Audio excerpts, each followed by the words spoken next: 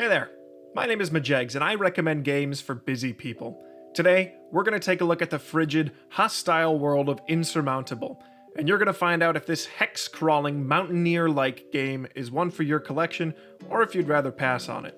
Stick around to find out. Insurmountable is a hex-crawling resource management survival game, like a dungeon crawler in a mountain range. Only instead of fighting slime and kobolds, you're fighting cold temperatures and oxygen-free air. Take on the role of a mountaineer and plan a route to the top of a mountain, managing your health, body temperature, sanity, and energy. I'm so sorry, everyone. It's so embarrassing. I also forgot to say oxygen. I hope you won't hold this against me and that you'll continue to like and subscribe even though I messed up big time like this. Explore caves, wondrous sights, people to trade with, and abandoned camps to loot. Now, here's what I'll tell you. Most mountaineers who have climbed more than one mountain will tell you that getting to the top isn't the only challenge. The same can be said for Insurmountable, for after you've summited the beautiful mountain range, you'll have to make your way right back down through the frigid wasteland and across glacial fields and loose debris. And those same mountaineers will tell you that the challenge of climbing a mountain is its own reward. But this is a video game, and in video games, there are other rewards, not just the sights. Insurmountable does reward you in a slightly more tangible way when you complete a mission. The characters in Insurmountable are trapped in a mysterious time-looped mountain range. Unsure why, they strap on their crampons and get to researching the only way they know how: climbing. Of course, that involves exploring and conquering many peaks and valleys, and discovering and learning about the fauna and the people of the region. All of that learning is then converted to experience, which can then be applied to skills for your intrepid climbers, as well as global buffs that apply to your whole team. Even failure will garner you experience points, so don't fret about failing to fling yourself far enough up the frozen peak, as no gameplay is wasted in Insurmountable. And I will say that's a point that applies to most roguelikes, but I'm just going to highlight it here because the mechanism of failing forward is almost always beneficial to busy people.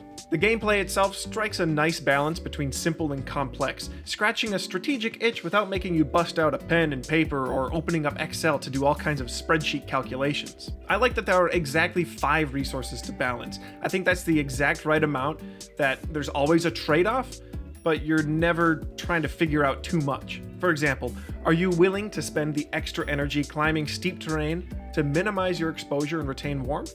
Is it worth risking life and limb to potentially snag a bonus O2 canister for later? The resource management aspect of the game kept me engaged, while the simplicity of said management prevented me from getting burned out.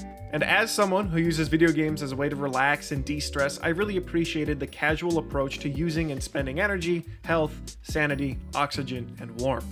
Anytime I sat down to play Insurmountable, it was generally because I was tired from the day that I had just had, or it was a lazy Saturday morning.